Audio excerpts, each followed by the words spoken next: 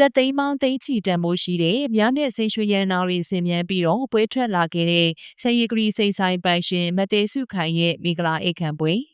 မင်္ဂလာပါပရိသတ်ကြီးရှင်ဆယ်ရီဂရီစိန်ဆိုင်ပိုင်ရှင်မတဲစုခိုင်ခေါ်မမငယ်ကိုတော့အားလုံးပဲသိကြမယ်လို့ထင်ပါတယ်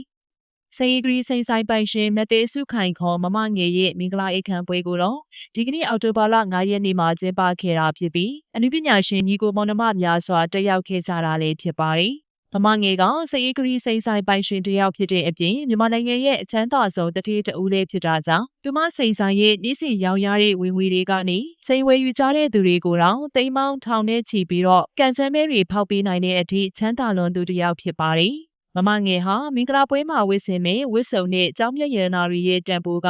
ကျပ်သိန်းပေါင်းသိန်းနဲ့ချီတန်ဖိုးရှိပြီးသူမရဲ့မင်္ဂလာဝတ်ဆောင်တစ်ခုလုံးကိုမြားနဲ့စိန်ရွှေရတနာရီဆင်မြန်းပြီးတော့ပွဲထွက်ခဲ့တာဖြစ်တယ်လို့သိရပါတယ်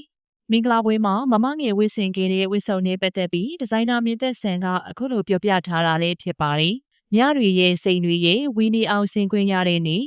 စိန်ရီဂရီစိန်တိုင်းပိုင်ရှင်မမငယ်ရဲ့မင်္ဂလာပွဲမှာဝတ်ဆင်ဖို့ဝတ်စုံကိုအလားဆုံးအခမ်းအနားဆုံးဖန်တီးပုံဖော်ပေးထားပါတယ်။တိန်းကိုတိန်းနဲ့ချီတန်မိုးရှိတဲ့ရတနာရီနဲ့အတူဝတ်ဆင်ဖို့ဝတ်စုံဖန်တီးခွင့်ရတဲ့အတွက်ဝမ်းသာဂုဏ်ယူမိပါတယ်။အခုလိုဝတ်ခွင့်ရတဲ့သူတို့သမီးလေးရဲ့ကုသိုလ်ကလည်းထူးမြတ်လိုက်တာ